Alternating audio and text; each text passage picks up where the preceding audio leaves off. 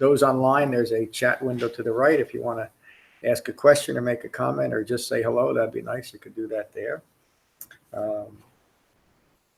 This morning's talk is on the Vitakkasanthana Sutta. As in all the Buddha's teachings, this is taught in the context of what he awakened to, dependent origination, which simply states from ignorance of Four Noble Truths, all manner of confusion, deluded thinking, and ongoing unsatisfactory experiences arise. And so then he taught the Four Noble Truths to bring an understanding to that. And when seen in the proper context, the Four Noble Truths describe the three marks of existence, which is what the entire Buddhist teachings is presented to gain insight into: the impermanent nature of all things, the not self characteristic, the word that's used is anatta, which simply means that the views that we're holding to constitute a self are rooted in that initial ignorance and do not accurately describe a self in its environment. They're wrong views. Why are you laughing? They're wrong views. Let go of those views because they're not a self. And because of a misunderstanding of who we are and the environment, the impermanent environment that we live in, unsatisfactory experiences arise. In a word, dukkha. Lorna, I want to know what you're laughing at. The simplicity, isn't it? And the difficulty, and sometimes it just catches you funny. And I think it's because, and you might agree with this, it's because of its utter simplicity that we have difficulty grasping it. Why? Because our minds are distracted. They're confused. That's the reason why the Buddha taught meditation. The only reason was to deepen concentration so we can take an honest look at our minds, a realistic look at our minds. That's called refined mindfulness. And when I get to the sutta, you'll see that.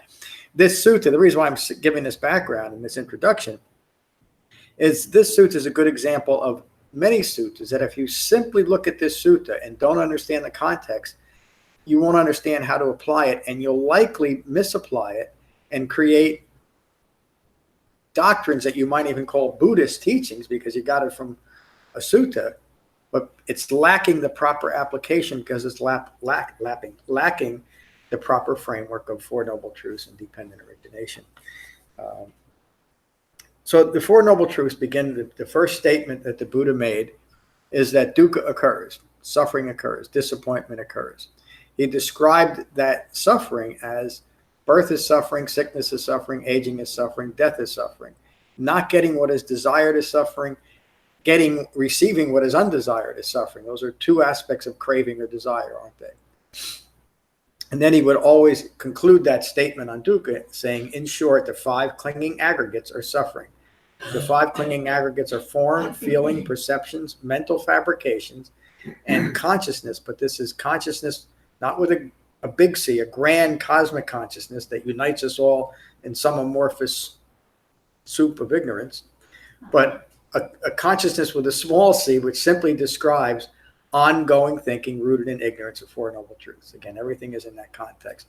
And there's a lot of information, and I give plenty of talks on the five clinging aggregates.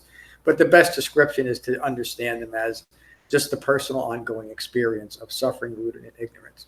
So the first noble truth is dukkha occurs. The second noble truth is that craving originates and clinging perpetuates dukkha, suffering. And so it's craving rooted in ignorance of who we truly are that initiates that. We want something, anything we find that gives us pleasure or is a distraction from an unsatisfactory experience, we crave for it and we cling to it once we've had the experience of it, whether it's an object, event, a view, or an idea. And ultimately, this all comes down to views and ideas, what we're thinking about. Something occurs to us that is unsatisfactory because we're taking life personally, because of a wrong view, we create a clinging to not wanting to have that experience. And that is a misunderstanding of impermanence. If we simply take a breath, most of us that have been developing the Dhamma even a short while see the great benefit in when we find ourselves agitated in some way to simply take a breath, and whatever that feeling that is agitating or distracting usually vanishes pretty quickly by simply coming back to the breath in the body. The radical teaching that is often overlooked because of the misapplications of what the Buddha is teaching is ultimately it's about uniting the mind in the body. Now think about that. If we really want to live our life as our life occurs, we have to be where life is occurring for us, isn't it? And that's experienced in the body at the sixth sense base. We just went through a series of talks on restraint at the sixth sense base.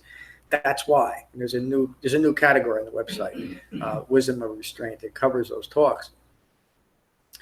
It is at that point of contact with the outer world that we mold our inner world and our view of ourselves in relation to the world.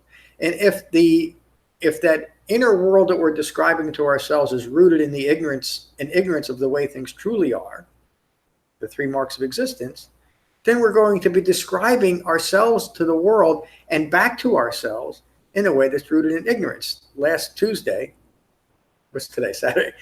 Last Tuesday, I gave a talk on the Nagara Sutta, where the Buddha describes the process of his awakening and recognizing that feedback loop that he's caught up in between views rooted in ignorance of Four Noble Truths and a consciousness that is interpreting what's occurring from that ignorance, and how we just get stuck in it.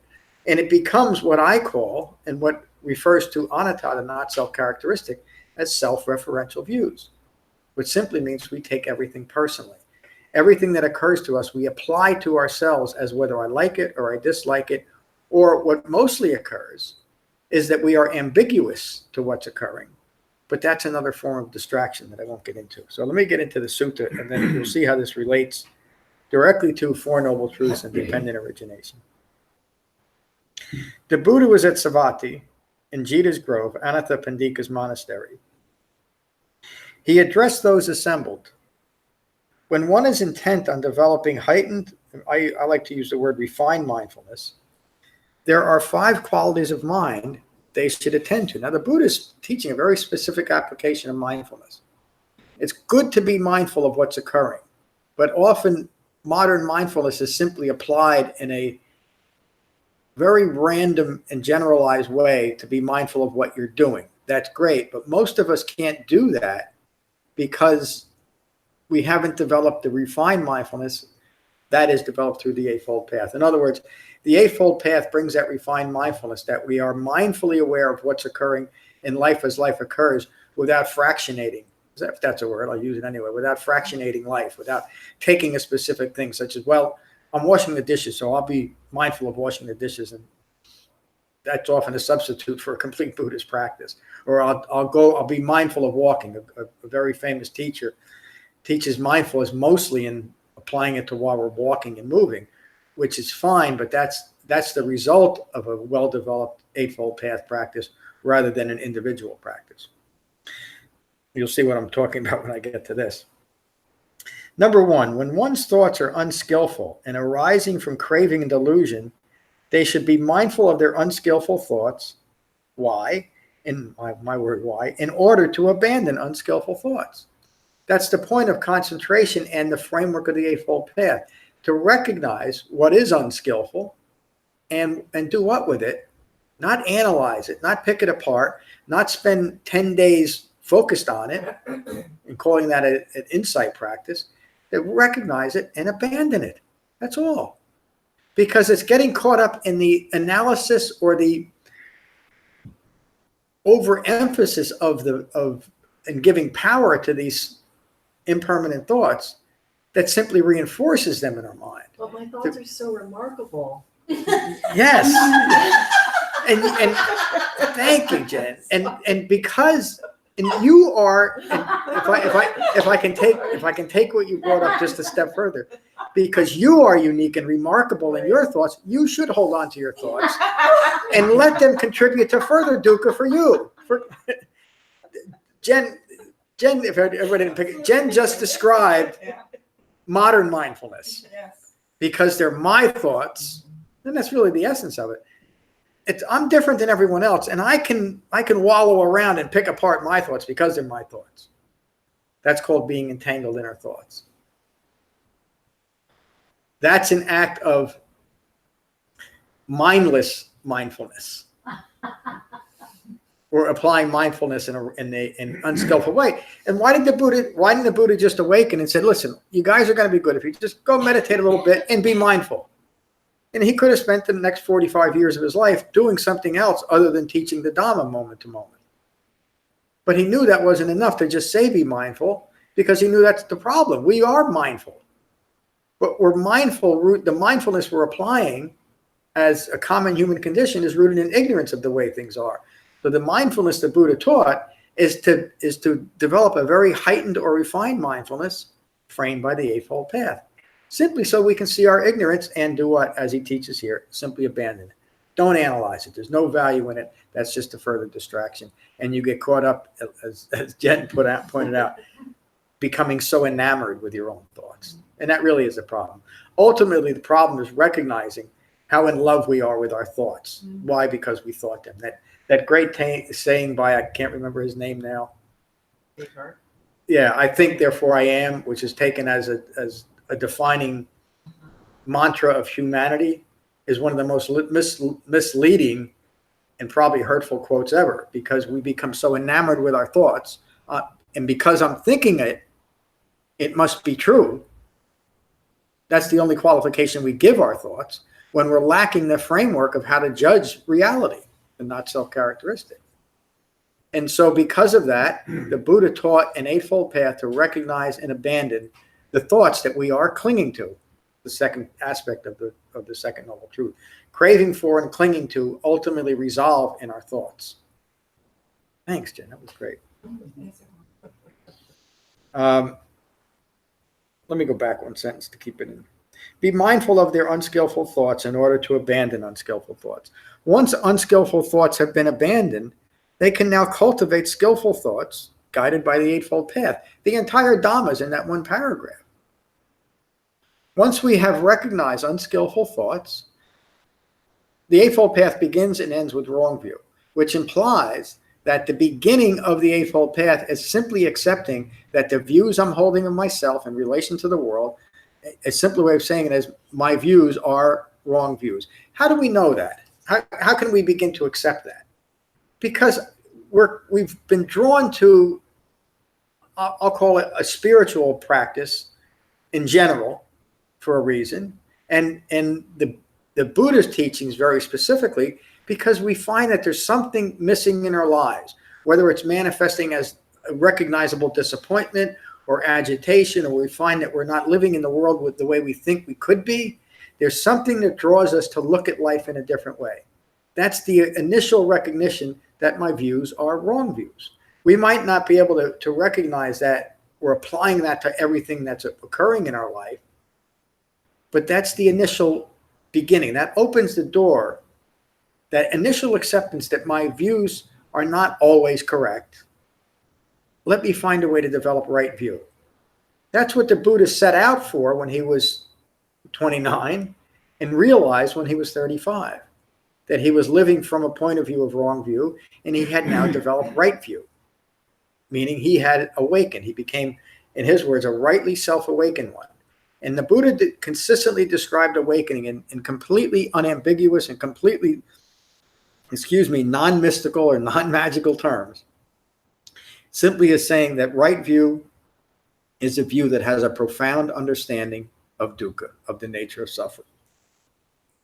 And he described the quality of mind, again, in completely unambiguous, non-mystical, non-magical terms, as calm. That's it.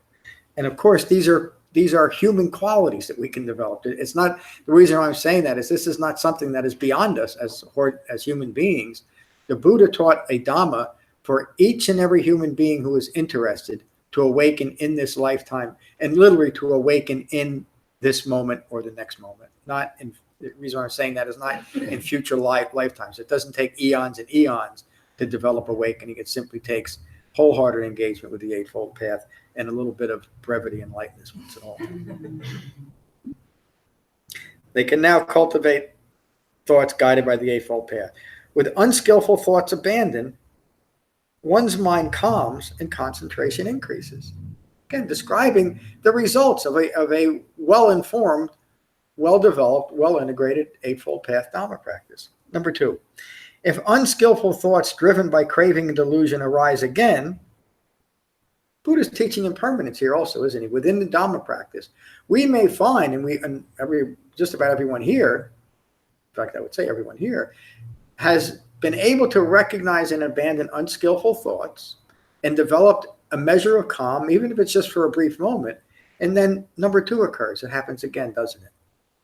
The Buddha, think about the brilliance of this man, but it's brilliance rooted in his own understanding. He knows this is what's going to be going on with the rest of us, and he's teaching us to be gentle with ourselves and simply continue. If unskillful thoughts driven by craving and delusion arise again, one should be mindful of the suffering brought by these thoughts, recognizing, and this is in quotes again, these thoughts are unskillful and will lead to more confusion, delusion, and stress.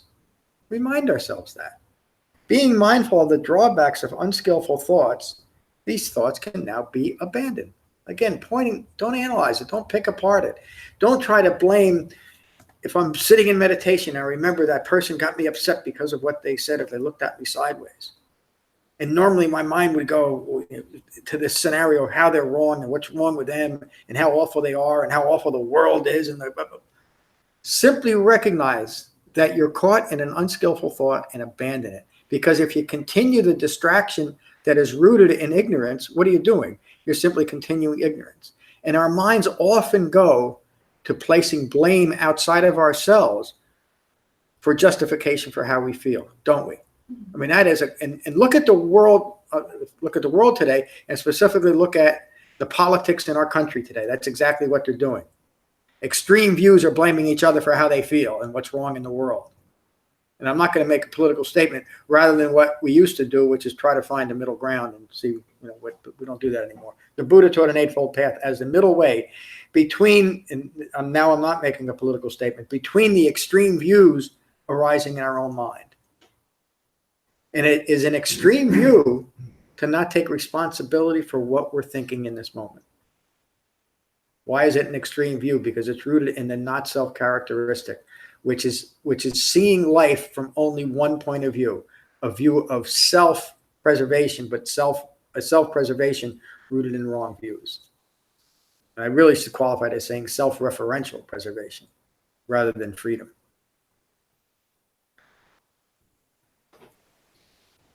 Number 3, if unskillful thoughts driven by craving and delusion continue to arise, while being mindful of the drawbacks of these thoughts, meaning having now developed a measure of integration of the Eightfold Path, but we find that our minds are still going back to unskillful thoughts, while being mindful of the drawbacks of these thoughts, one should pay no attention to these thoughts.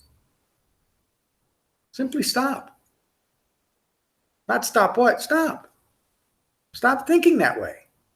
The Buddha realizes that that's not entirely possible. But as we're developing our Dhamma practice, when we find ourselves caught up in unskillful thoughts, stop it. Come back to what's occurring. Because those types of unskillful thoughts are only possible when a mind is objectified outside of its body and projected towards the future or stuck in the past and reacting from that. A mind that is truly united in the body is always calm and always at peace no matter what's occurring. And that's why I often use the phrase to be at peace with less than peaceful mind states. When you recognize something that cannot be approved of, as we develop the Dhamma correctly, we recognize the significant distinction between approval and acceptance.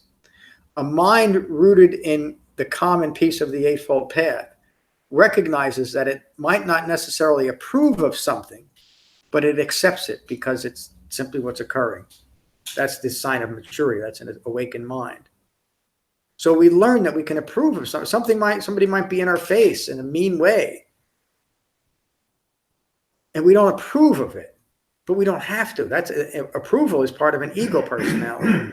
We accept it simply because what's occurring, and we don't react.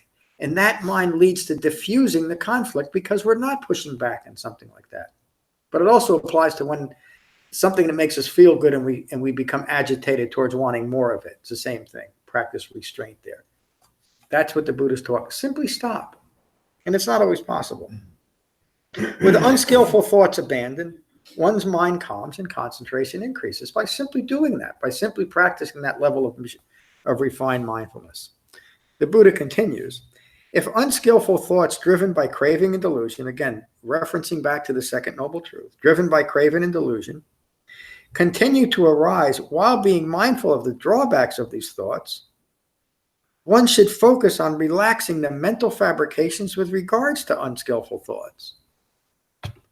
Focus on the mental fabrications. Again, the Buddha is not talking about analyzing this, but recognize that we have created an objectified view, a fabrication of what's occurring.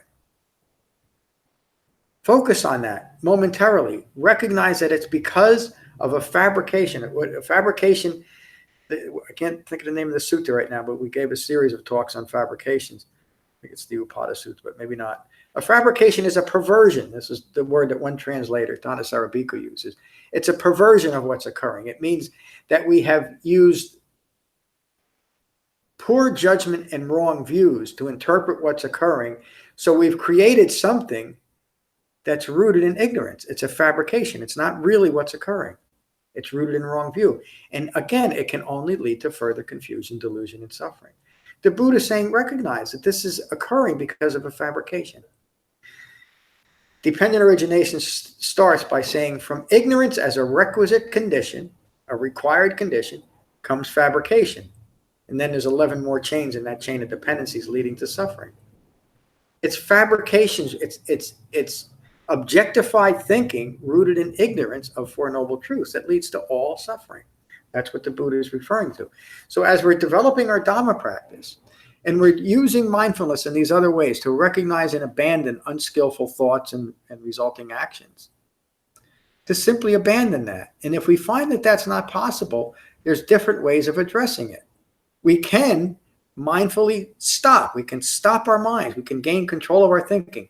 This sutta and the Vitakkasanthana Sutta talk about thinking what we want to think when we want to think it, which means we gain complete control of our thoughts moment by moment. Most people don't even want to do that because we're so enamored with having a mind that can think anything that it wants and attach itself to those thoughts. Again, another aspect of awakening is gaining full control of our thinking. The Buddha concludes that step with saying, relaxation of mental fabrication. With the intentional relaxation of mental fabrications, one's mind calms and concentration increases. The instructions during meditation is relax our thoughts, return our mindfulness to our breathing. It relates directly to this thought, to this sutta, and the Satipatthana and the Anapanasati Sutta, where the Buddha uses similar words. Relax your thoughts. But think about an unrelaxed, a good visual would be holding on to our thoughts with our fists clenched around our thoughts. These are my thoughts. I'm not going to let go of them because they're mine. I own them. Well, those thoughts are rooted in impermanence. Let them go. Relax your thoughts. Relax your grip on your thoughts. What happens? Your mind calms and concentration increases. That's exactly what we do in meditation, isn't it? We find that we're caught up in our thoughts. We relax the grip on our thoughts and come back to the sensation of breathing. Do you see how the Buddha taught a very specific but very simple Dhamma practice that when it's adapted, accommodated, or embellished in any way, it's lost completely? Meditation is for deepening concentration, which is a direct experience during meditation of relaxing the grip on our thoughts and deepening concentration. The mind calms. The ultimate goal of the Buddha's Dhamma. Now, again, just to emphasize it here, the Buddha didn't teach just meditation. He taught a very specific meditation practice called Shamatha-Vipassana meditation as one factor of 8 to develop the refined mindfulness that finally unites the mind and the body and allows one to awaken. Number 5. If unskillful thoughts driven by craving and delusion continue to arise while being mindful of relaxing the mental fabrications with regard to unskillful thoughts, one should develop right intention in order to abandon unskillful thoughts with continued refined mindfulness. Right intention is the second factor of the Eightfold Path. The first factor is right view. Right intention is the intention, and it relates directly to the second noble truth. Right view relates directly to the first noble truth, a profound understanding of dukkha occurring. The second factor of the Eightfold Path relates to the second factor of the Four Noble Truths. Craving originates and clinging perpetuates suffering. Right intention is the intention, holding in mind, which is what that means. Holding in mind, moment by moment as best we can, the intention to recognize and abandon craving and clinging. That's what this sutta is speaking to. Right intention, being mindful of right intention, of recognizing in the moment, which again refers to practicing restraint at the sixth sense base. When is my mind becoming agitated? And if it is, my intention is to recognize and abandon craving and clinging in this moment. Sometimes we talk about it a little bit more simplified way is when we find our mind is agitated, to just remind ourselves, take a breath, unite your mind and your body in the moment and remind yourself, wait a minute, this is not me. This is not mine. This is not who I am. We start depersonalizing something that we take personal. And guess what? We find that there's nothing personal in life. And what does that lead to? When we stop taking everything personal, when we stop taking anything personal, we have developed an understanding of suffering and our minds are at peace. Isn't that remarkable? That's what all this points to. That one simple thought. We spend a lot of time emphasizing this on retreat. And in that 3.5-day framework, it really becomes clear. But reinforcing that thought, this is not me. This is not mine. This is not who I am. And think about this is a useful exercise to take outside of meditation practice. Concentrate your mind and then think about things that have occurred recently that agitate yourself. Stop analyzing it. Stop. And just remind yourself, wait a minute. This is not me. This is not who I am. This is not what I am. And you'll quickly realize that you've personalized something that is completely impersonal. Even if it's something like somebody in your face accusing you of something or calling you something. Or even if it's an outwardly event that you're overemphasizing and taking way too personal. Because when you can recognize it in yourself, when you can depersonalize it within yourself, you're depersonalizing it in the other person and you're allowing them to be what they are, which may in the moment be ignorant of Four Noble Truths, which is why they might be reacting in a certain way, or the reason why ideologies are coming to the fore out in the world around us, and they won't disturb us anymore.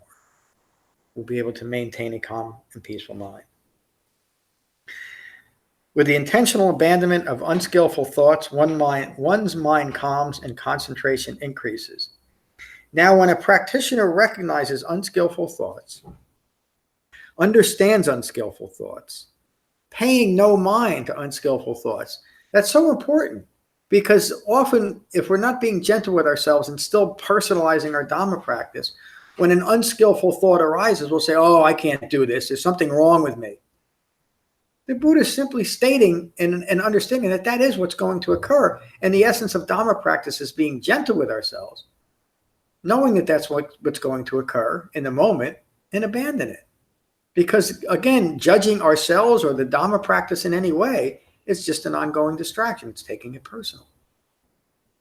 Paying no mind to unskillful thoughts, attending to the relaxation of mental fabrications with regards to those thoughts, and using right mindfulness, very specific mindfulness, using refined mindfulness, and right intention to steady their mind, settle their mind, unify their mind, and concentrate their mind right within, a mind united with its body. This is a person with mastery of the thought sequences, mastery of their thoughts. Isn't that wonderful? And I bet there's an underlying motivation for every one of us coming here to Dhamma practice and coming here today. We realize that we don't have mastery of our thoughts. Another way that the Buddha describes the not-self characteristic is that anything that arises that we don't have mastery over cannot be us. Think about that. That is such a profound statement that it's hard to really get our minds about that. But if we don't have mastery of it, how could it be us? How could it? unless we're willing to give away every bit of power that we might have. And I'm not talking about an ego-driven power, the power to awaken. We give that away when we say, I don't have any mastery over my thoughts. I can't.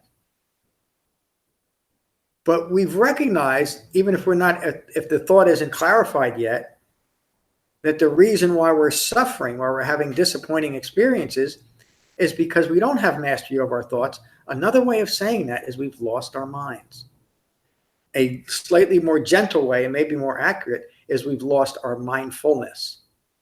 The Buddha teaches right mindfulness. That's what he's referring to here, Lauren. I can't understand and grasp exactly what that phrase means, to be mastery of you, and how it can be. I don't. Can you, and I think you can, because you've talked about it in class and to me personally, you've taught about how you told me how you, in the class, how you've been gaining the ability to think more clearly in life as life occurs. Mm-hmm. That's gaining mastery of your thoughts. You don't have complete mastery of your thoughts, but that's part of the process, isn't it? Right. Does that describe I it? understand it, yeah. And for most of us, that thoughts is just thoughts. I always hear you say that. Yes. Your thoughts Yeah. are just Yeah. seeing them that I way. can see that I was getting mastery over my thoughts, but yeah, I can put that phrase to it now. Yeah. Yeah, and that, again, that's the essence of mindfulness. We gain mastery of our thoughts. We think what we want to think when we want to think it. Another way of saying that is, in the moment, our minds aren't reacting because we're not taking anything personal, and our thoughts are reflective of what's appropriate in the moment. And again, that leads to that, what I say often, we're at peace with less than peaceful mind states. It might mean that we recognize, a good example of, towards the end of one day the Buddha got word that his dad was dying. And the Buddha didn't say, well, my mind is peaceful, I'm a calm, this doesn't affect me. That would be foolish. That would be self-referential, wouldn't it be? That would be ego-driven. It would be using the Dhamma to escape from life. What the Buddha did was completely appropriate. He got up off his cushion and walked 140 miles to be with his dad. So, by the way, he could give him one last Dhamma teaching before he died. And he did. And his dad died peacefully. And the Buddha died. And the Buddhist maintained a calm and peaceful mind. He thought what was entirely appropriate in the moment.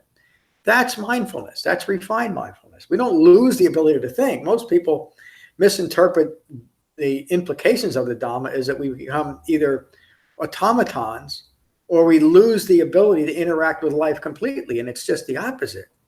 We gain the profound ability to think what we want to think when we want to think it, when it's appropriate.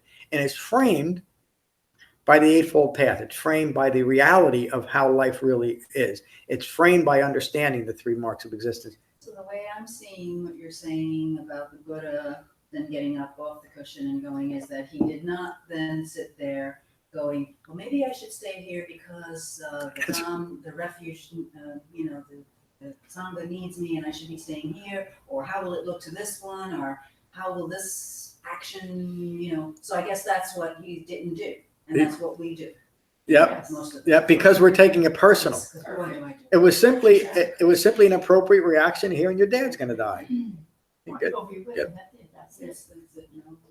Yeah. And for him, it wasn't a simple matter of getting in his car and driving to the next town or getting on a plane. Right. A 140-mile walk in northern India 2,600 years ago was an arduous task, but yet he did it. And he did it from. The reason why I tell that story is just that reason. We don't become automatons. We don't lose the ability to think critically when we let go of self-referential views. We gain the ability to think masterfully because it's not clouded by wrong views, the thoughts and our resulting actions and decisions. And think back again about what drew you to spiritual practice in a general way. And by the way, I don't really think this is spiritual practice. It was really something like that, wasn't it? It was something with your thinking that you realized needed some type of it. It might not have been that clear in your own thinking, but ultimately it was that. And ultimately the Buddha realized that, and he taught a way of going from wrong views, wrong thoughts, to right views or master of our thoughts. This is a person with mastery of thought sequences. I love this line. I've said it a few times today. This person thinks what they want to think whenever they want and does not think what is unskillful. Imagine having a mind like that. We don't have to imagine it. We can actually experience it. And we do experience it, even if it's just briefly in meditation. That brief moment of spaciousness between being caught up in thoughts and being mindful of our breath is a visceral example of that, of having mastery of your thoughts. And in the next moment, we might find that we're caught back in our thoughts again. But we've been given this great tool called Shamatha-Vipassana meditation. And we can come back to the moment. We can come back to our breath and gain a little bit more mastery of our thoughts that way. And off our cushions, we've been given an eightfold path. Again, the Buddha realized it wasn't just meditation. He realized that we spend most of our time off our cushions, don't we? Just like he did and the original Sangha did. They didn't spend all their days in meditation, by the way. That's something else that has developed. They meditated for specific periods during the day, and then they spent the rest of their time engaged as best they could within the framework of the Eightfold Path, developing that refined mindfulness that can now be taken off our cushion and applied experientially in human life as life occurs. Human beings do not live their life only in meditation, do they? The Buddha didn't. The original Sangha didn't. Again, I'm making a kind of a backhanded comment on forced long, like 7 and 10 day meditation retreats, so-called, in silence. That the reason why I don't lead retreats like that is that's completely unrealistic, and it often just reinforces wrong views because there's no framework to change that. The Buddha didn't do that. The Buddha, the original Sangha, didn't spend their time in silence once they walked into Anathapindika's monastery. They listened to the Buddha usually once or twice a day. They interacted with each other. They interacted with the townsfolk when they went and got their one bowl of food for the day. Many of them went out and taught during those alms rounds, and sometimes specifically in other situations. The point is that they lived within the framework of the Eightfold Path, within the walls of the monastery or wherever they were on retreat. That was the point. In the Vinaya, which is the first book of the Pali Canon, which is mostly rules for living within a Sangha. One of the first rules is when you're gathered together as a Sangha, you speak and act only in accordance with the Eightfold Path, which would make sense, wouldn't it? Because then we're all reinforcing each other and developing the Dhamma. One of the reasons why this Sangha has developed the way it has is because the one rule that I kind of insisted on from the beginning, this is going back now, I think, I can't remember. I should remember how long I've been teaching here, but 6 or 8 years maybe, was just that when we're here in this room, that we talk and focus only on what can be found in the Sutta Pitakas. And in the beginning, there was often a lot of resistance. And many times people would say, why don't we do this? Why don't we listen to a Tara Brach tape? Why don't we listen to Pema Chodron? Why don't we smudge the plays? Why don't we do this exercise? Why don't we do that exercise? And all those things are fine, but they're not part of what the Buddha taught. And they have no place in this Sangha. Because when we're gathered as a Sangha, we teach and practice and discuss within ourselves only what the Buddha taught. And that has made all the difference, hasn't it? You hear me say often, this, and I realize that you don't all have the perspective that I have, but some of you are gaining it. I've been around a lot of different traditions and different Sanghas and different centers. This is rather unique to have this well-focused Sangha. I don't think it's the only one in the whole world, but I've yet to come across one that is this well-focused on only what the Buddha taught. And it's remarkable, the development. This really comes out during retreats, but even during our classes here, how well we've all developed the Buddhist Dhamma. And it's because we don't have the distraction of other things that we think are Dhamma practice. Excuse me for getting off track just a little bit. And I want to conclude this sutta properly, so I'm going to go back a little bit. This is a person with mastery of thought sequences. This person thinks what they want whenever they want and does not think what is unskillful, such as some of those things that I just alluded to and other things. This practitioner has severed craving and has brought an end to suffering and stress. They think whatever they want and do not think what is unskillful. This practitioner has severed craving and has brought an end to suffering and stress. The Buddha's teaching, the culmination of Dhamma practice. We think whatever we want to think, whenever we want to think it, when it's appropriate. Thank you. What a great sutta. There's, again, like a lot of the suttas, there's a lot packed in there, but I think it gets to the point too. We can see the conclusion of it, as this is the reason why we're engaged in Dhamma practice. To regain control of our minds, or maybe gain control of our minds, and to think what we want to think when we want to think it. Are there any questions related specifically to this sutta? And then we'll go around the room. And for those online, I think you have a chat box if you want to ask a question, make a comment, or just say hello. That'd be great. We'll start with Jen. Jen, good morning. Good to see you. I just, I made a joke about thoughts and how many of them there are in my mind is,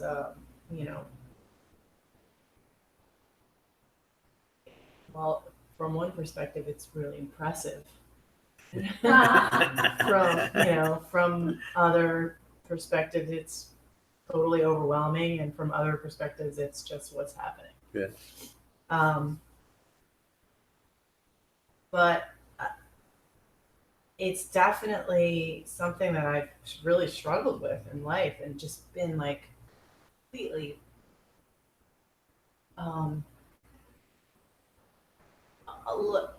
not able to function because of all the thoughts in my head. Yeah. And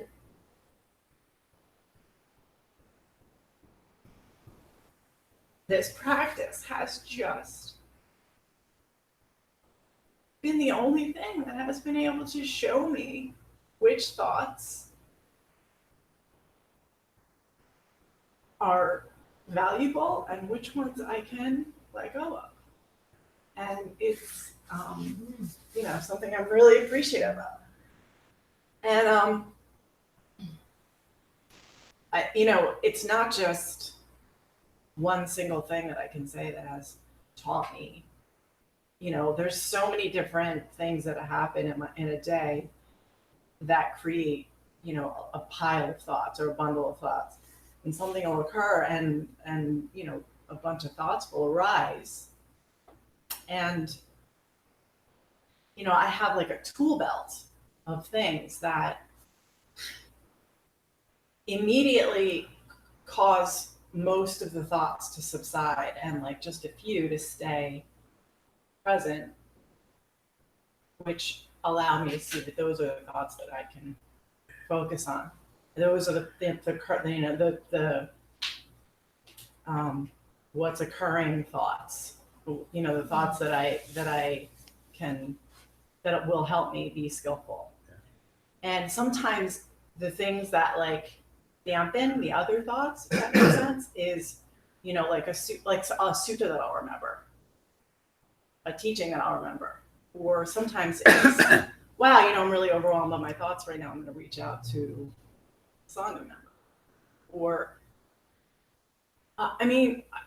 it's just so many different things, or it's just okay, let me apply the Eightfold Path here. Like what am I not doing, or just take a breath, or sometimes it's go for a walk and just get back into the moment. Just all of these things that I have with me, but I have gathered just by doing a practice that, it's awesome. It is, isn't it? Then that just kind of hit me when I was like making a joke, and then like listening more to this teaching, it really is about, it really does kind of pull together all the different ways that you can, all the different things that you learn that help you kind of weed through the compost heap of thoughts that are, or the thicket of views that you deal with all the time. Those always that come up, and they just, the ones that are important seem to. So, that's my experience with it. So. What a great description of thinking what you want to think when you want to think it. Being able to filter out, recognizing that all this is junk. Mm-hmm. This is what's important. Mm-hmm. It's the essence of mindfulness. Thank you for that. Great. Good morning, Lorna. Good to see you. I came on Tuesday, and he gave a very good talk on Tuesday, which I was able to follow through into the following day on Wednesday, which was recognizing the thoughts and recognizing the thoughts, that how you associate yourself with your thoughts. And I described it as a string of thought. I have a string of thoughts of my regular thoughts that this is me, because this is what I think, which is exactly what I'm saying. And then, so I thought this sort of like cemented in my mind on Wednesday. So I thought, sometimes to understand something, you look at the other way. And I thought, well, just think of something that's I have nothing to do with, that I can just think about, where I have no history about it or anything like that. So what came to mind was marine life at 1 mile down, you know. I mean, I've never lived by the coast, and I'm not a marine person or out to sea or anything. So I thought, well, and I can just think about that, and I'm not attached to it. Mm-hmm. So and looking at the other side made me see my thoughts, you know. And so I wanted then to get back to my thoughts, to reestablish myself. And I kind of like did this on Wednesday in my mind. And I was very mindful. And as I say, this sutta that he gave on Tuesday sort of just penetrated a little bit more. And so anyway, on Wednesday and Thursday, I was conscious of when I got onto a thought that I was associating myself with, which is what I think. And I wrote my thoughts, and as the Buddha said, it describes. And I'm going to say something negative about the practice now, so I apologize for that. But if I found that when you really are concentrating on doing that, and you disassociate yourself with the thoughts that you associate yourself with, if that makes sense. As I say, is it going to be negative? Life is very boring. Yeah. And I found that I wasn't in a quiet, peaceful mind. I was in a quiet, bored state with life. Mm-hmm. And I thought, this is weird.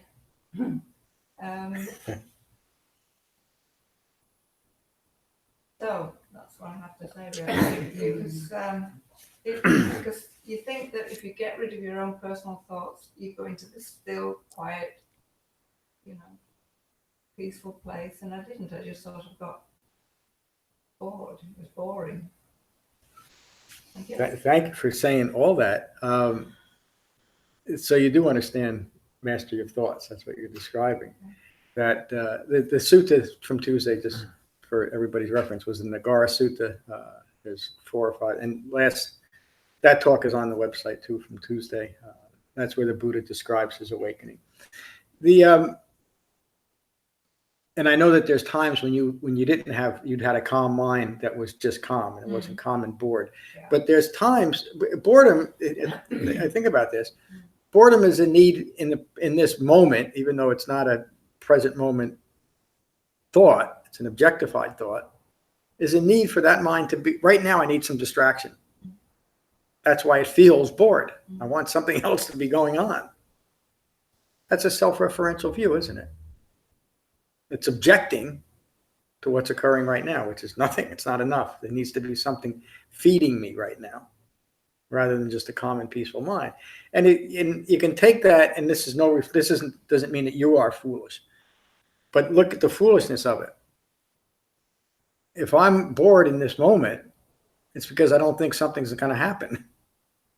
All I have to do is take another breath, and something's going to happen, isn't it? Whether it's a new thought or a new experience. Life continues.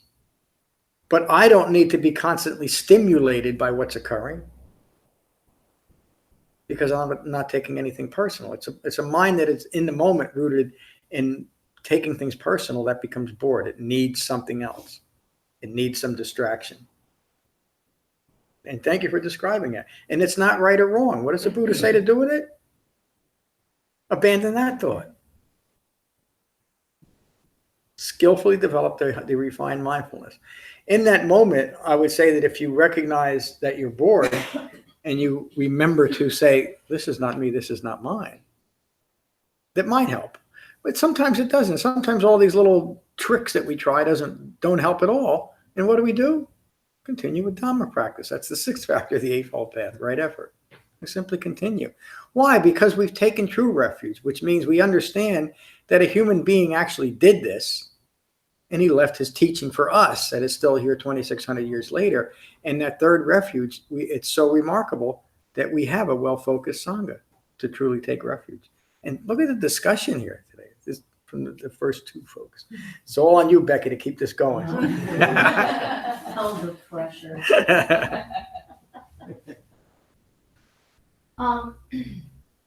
I really like listening to this sutta again because I would say over the last, really kind of over the summer, even though I've been coming and I've been meditating, I haven't had, I've had a very non-peaceful full of garbage mind.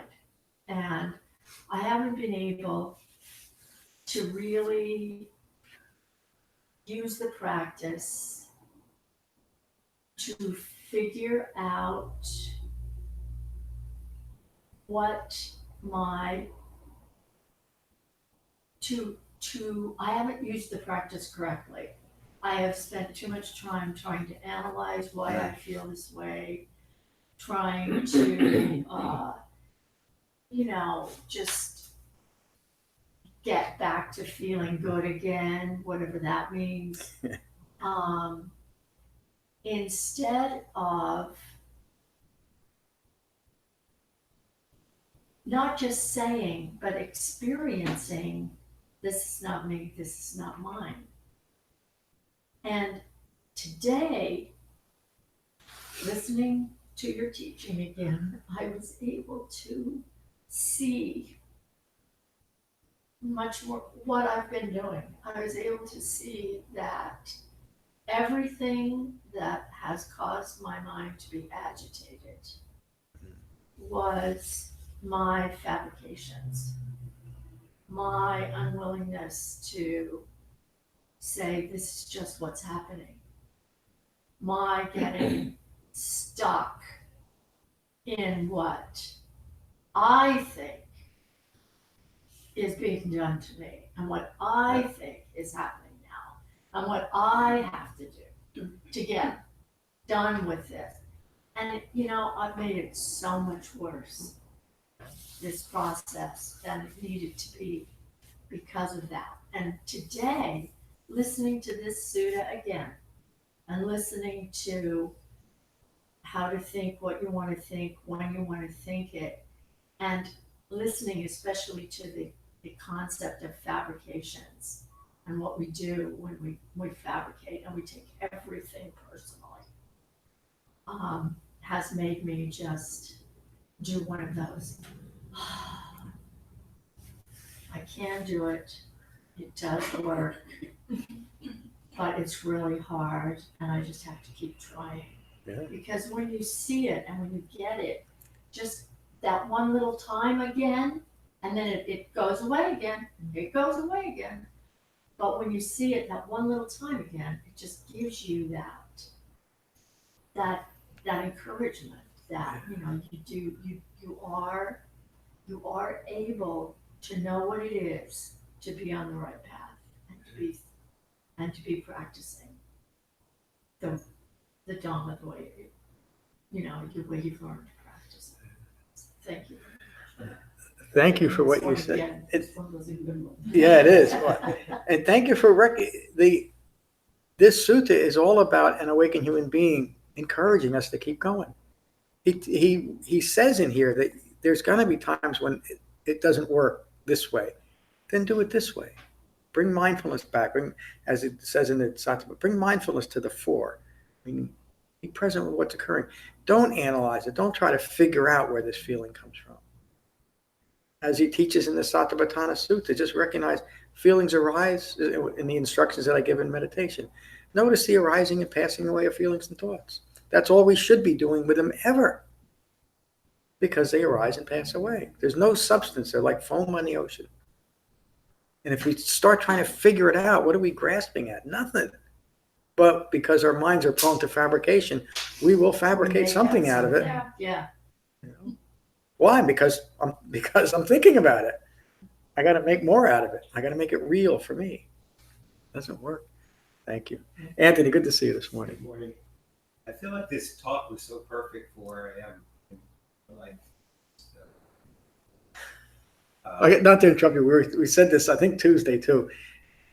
Almost every talk you can say that to, can't you? Because right. because it gets to the heart of the matter. I'm sorry for I think it's interrupting. because when you surround yourself with good people and good words, that it's going to reflect back. Yeah. And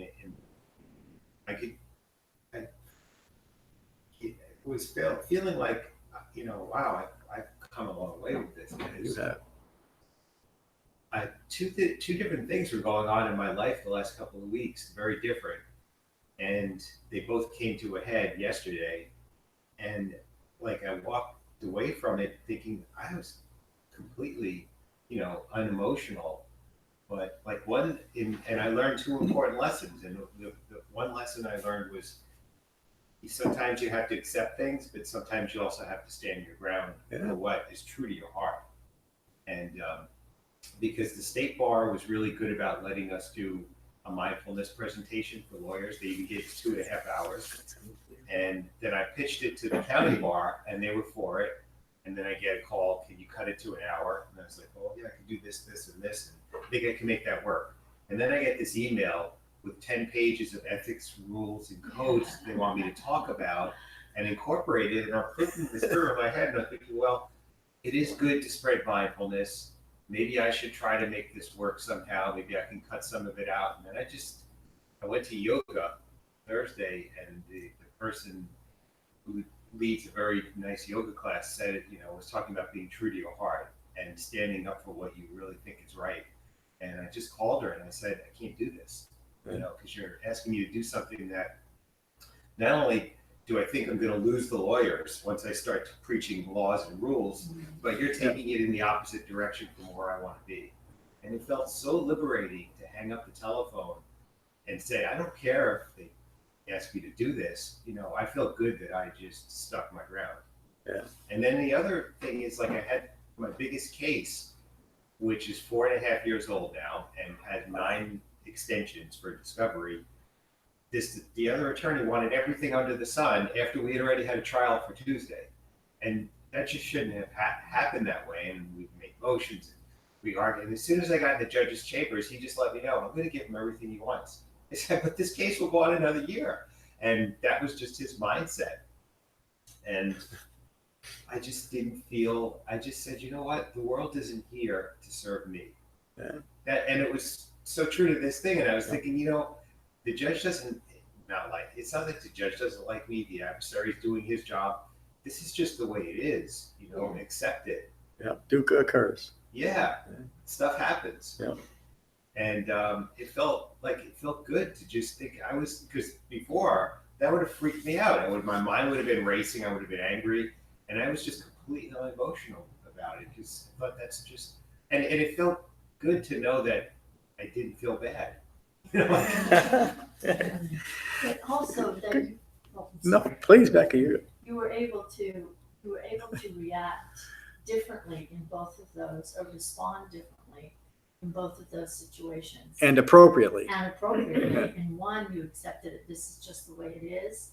And the other one, because of your mindfulness, you realized I can't do it this way, and to know how to react in both of those situations, or how to respond in both those situations.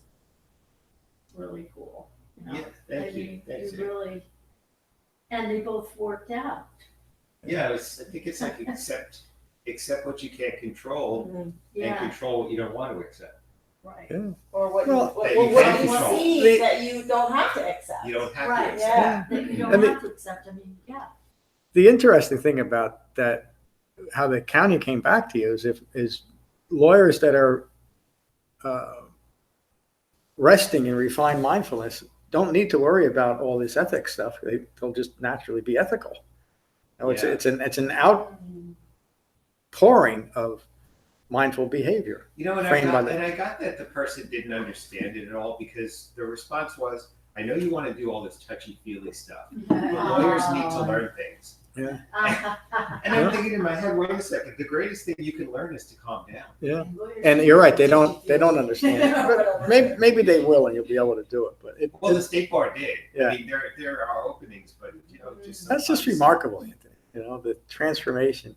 I remember the first phone call we had when you gave me a call, and what you've learned about, and not just learned, what you've actually integrated about the Buddhist teachings is really remarkable. And then to see you bringing it into the lawyer profession, which is by necessity adversarial. It has to be adversarial or it doesn't work. But you can be mindful in that adversarial situation. It's just remarkable. Should be. Yeah. I mean, yeah, if you're my lawyer, I want you to work for me. I mean, that's the whole point of that system. If you're in it. So thank you, Anthony. Thank you. Good morning, Poppy. Good to see you. How's your practice going? Well, Better now. I hope that now that you're here. I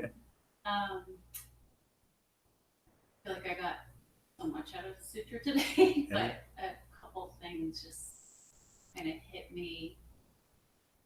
I think for me, the first thing is unskilled thoughts. Just how they can give us such a different, from person to person, such a different experience of life while we're here on earth, right? Yeah. It can vary so greatly from person to person. Yeah. Those unskilled thoughts, such an impact on what we're experiencing. Just amazing. Isn't it? Yeah. And then second thing that kind of hit me, and I read it somewhere, and it applies, to this teaching, is just letting go, letting creation just be. Like, not trying to control others, push others to do what you want. Just there's like a beauty in just letting creation be, letting people be. Just almost be like being an observer and just letting things happen, letting creation just unfold. So yeah, just kind of two things that hit me today. Thank you. That's great insight, Poppy. That it's getting to the heart of the matter. And John Lennon was right, wasn't it? Let it be. Eva, good to see you this morning. It's great to be here. It's great to be here with everyone. Only thing I have to say is that I enjoy being in the energy and in the atmosphere and wisdom that happens when we come here and are together. Thank you for being a part of it, Eva. You're a big part of the energy here. So I'm glad you're here. Matt, good to see you this morning. How are you? I don't think I'll be any different to say that this didn't have an impact on myself as well. I feel like I'm in a similar mode. I have the same issue where my mind, as she said, her mind's boring. It was boring. In some cases, I'd love to have that because my mind, it feels like it's just constantly going. Yeah. When I go to sleep, it's going. I get up, it's going, and it's all, a lot of it's just useless thoughts in the sense that they're just thoughts. They're not what's important to me in the daily life. Some of it is, some of it isn't. Some of it's just thinking about things that I have no control over, or things that maybe I want to have control over, but and that's why I'm here, because I want to learn how to control my mind, to focus on what's really important, and to get those unskillful thoughts, to tame them, to realize how to live in the now, and not live in the past, not live in the future, but to be here today, and to have that mind that I'm taking in. I mean, it's interesting. Where I work, there's a park that I walk at lunchtime. I started to, instead of sitting at my desk and eating at lunchtime, I eat while I'm working real quick, and then I go out and I walk. And it's basically it's a hiking trail. And then there's some days when I walk, and the whole time I'm thinking about work, or I'm thinking about this or that. But then there's some days where I'm in the woods, and all of a sudden there's a calmness that comes over, and the sky's a different color. I'll notice a bird that's feels like half a mile away. I'll see it, where normally I'd walk past it and not notice it, and I'll hear things, and it's just such a wonderful place to be at, and but as fast as it comes, it goes, and it's trying to figure out how I can harness that to go through life like that, where I'm seeing colors a different way, or seeing the world a different way, and just enjoying the day for what it is, and not what I want it to be, or what others want it to be, or it's an amazing thing, and this really brought me back to really the heart of that, what that is, and it's that how you see life, and how your mind sees life, and how to separate those things, to go back to those that day in the woods when I saw the world differently, and saw nature differently. Wow. Thank you so much for that description. You're describing the essence of being mindful with life as life occurs. A bird a half mile away becomes meaningful, not for any other reason except it's there in your life. It's the secret to happiness, isn't it? And that the mind that you described as you started talking is what so many people talk about, why they come here. That's what I was saying. There's a reason why we come to this. And usually it's because we're disappointed in something, and usually it's the way we're thinking. The common term for that is monkey mind. We can't come to grips with it. Just never stops. It never stops, but it does. That's simply a compulsion rooted in wrong view of an insatiable self-referential ego self, always grasping at the next thought, and so it fills its own head up with thoughts because that's what it's enamored with, like Jen was describing. The Buddha recognized that 2,600 years ago, and he gave us a simple and direct practice. It's not easy at times, but it is simple. It gets right to the heart of the matter. So, thank you. What a remarkable discussion again this morning. I find nature very grounding too sometimes. Yeah. It facilitates being in the present moment. Just a lot of times if I'm meditating, I'll open the window up and just hear, what are those insects called that make that humming sound? Cicadas.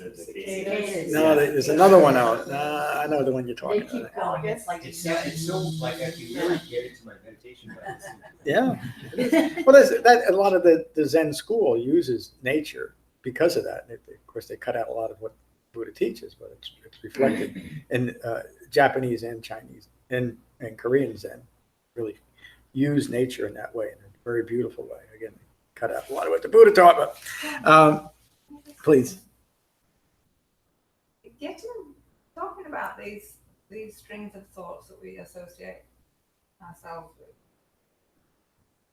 with, it's almost like this is again not maybe the correct way to say it, but it's almost like a relaxation to get out of mindfulness and into your string of thought. I've noticed that I kind of do it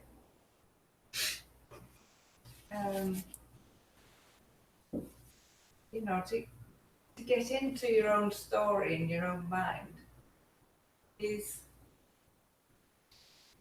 in a way, it kind of relaxes itself. It I feels know like that's that. not what you. It feels like that because it's familiar, and it is a distraction. That's why that's why we engage in things like that. But it is just the string of thoughts is saying another way of saying conditioned thoughts. Yeah. And so because it's familiar, it does feel.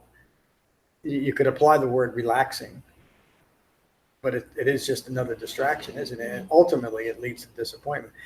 And that's a good point. Just because something feels good doesn't mean that it's Dhamma practice or it's even helpful. To me, there was a long period in my life where a bottle of vodka every day felt good. And it was the only thing I could at that point. It was the only thing I could do, thinking that I was relaxing when in fact I wasn't. Getting passed out on the floor looks like you're relaxed. It's not. And I'm using an extreme example for anything that we might use. Some people use food. Some people use sex. Some people use golf. Some people use work. Some people use TV, reading, et cetera, et cetera. It does feel good. There's a reason why some of the most recent billionaires became rich because they figured out a way to really distract us. Yeah. And it keeps us going, doesn't it? But just because I think it, just because it feels good, recognize the impermanence of it. Recognize this is not me. This is not mine. And the Buddha would use the words, and maybe I should too. The wise know the danger and even the slightest discretion. So just because the quart of vodka feels good, luckily I buried a lot of my friends that didn't get the ability to recognize how destructive that can be. But again, that's just an extreme example of other things that we use that make us feel good that are simply just a distraction from our own life. And why would we want to? I mean, I remember when I finally sobered, I was 26 years old. And after you sober up, if you're in that community, you're asked to go up and tell your story. And the first time I did, I was shivering and shaking. Oh, the worst thing I ever did was talk in front of people. Look at me now. And I think I only spoke for about 5 minutes. You're given a half hour. But these words came out of my mouth, and I was shocked when I said, I finally become peaceful in a less than peaceful world. I don't even know where they came from. And I mean, and that stopped me even in my talk. And I didn't understand what I was saying until much later. But I gave up the one thing that was taking me, I thought it was the only thing that could bring me peace was actually creating constant conflict in my mind. You think about an addict's mind, no matter how much you got, you want more. And I remember, getting towards the end of the bottle, I want more. But we do that with everything, don't we? I eat chocolate cake, one piece isn't enough. An engaging conversation, we want more. Great this, great that, want more. Instead of being satisfied with what's occurring, with noticing a bird that we didn't notice before. Because that's real. And that's something we don't have to do anything for except be present. We don't have to fabricate anything. Thank you for bringing that up. The few things I wanted to bring up. We've been collecting money for Raritan Learning Cooperative to buy a sign.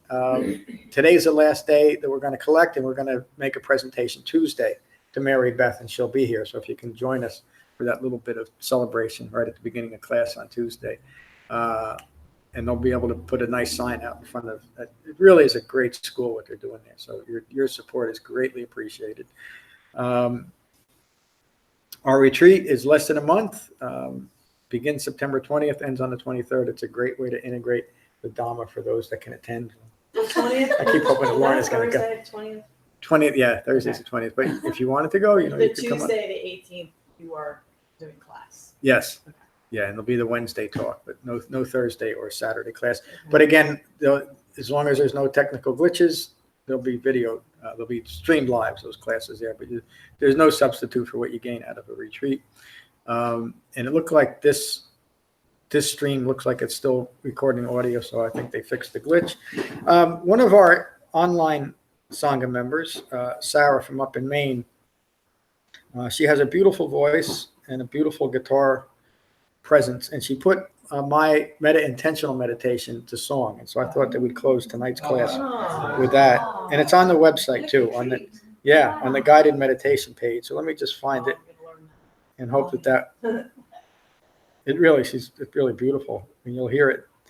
So again, let me make sure it works. Make sure I have it. Yeah, here it is. So find your relaxed meditation posture. And again, gently close your eyes and gently close your mouths. And just take a moment to become mindful of your in-breath and your out-breath. This is Metta Intentional Meditation, played by Sarah. I got to wait for it to load. It is.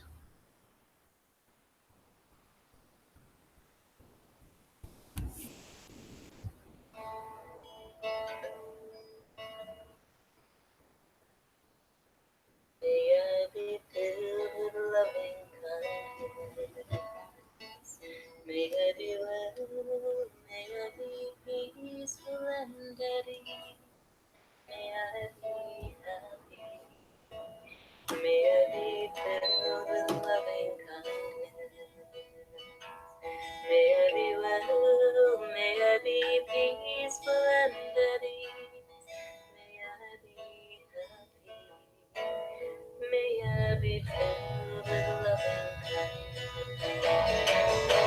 May I be well, may I be peaceful and at ease. May I be happy. May I be filled with loving kindness.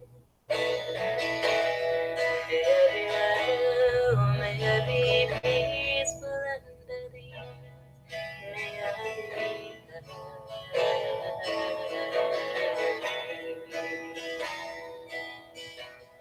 Those I care deeply for, may they be filled with loving kindness. May they be well, may they be peaceful and at ease. May they be happy. May they be filled with loving kindness. May they be well, may they be peaceful and at ease. May they be happy. Oh, may they be filled with loving kindness. May they be well, may they be peaceful and at ease. May they be happy. May they be filled with loving kindness. May they be well, may they be peaceful and at ease.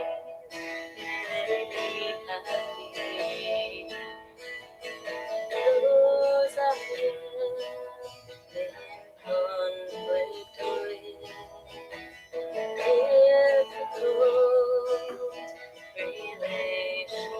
relationships, may they be filled with loving kindness.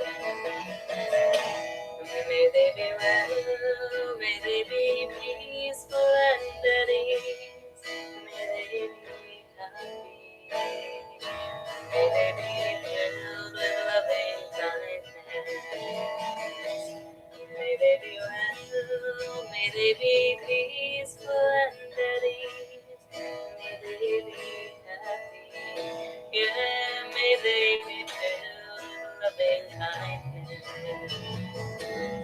May they be well, may they be peaceful and at ease. May they be happy. May they be filled with loving kindness. May they be well, may they be peaceful and at ease. May they be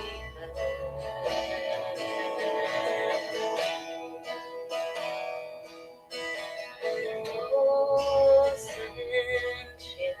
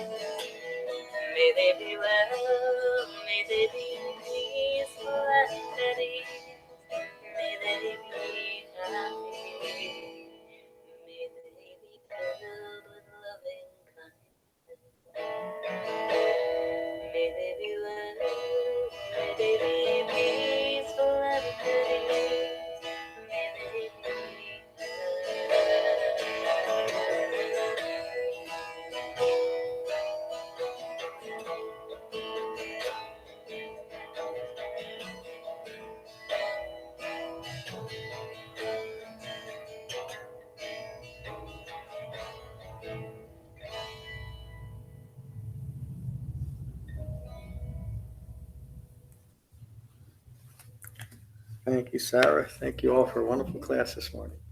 Peace. Wasn't that nice? Yeah. That was beautiful. Very nice. Thank you, Sarah. That's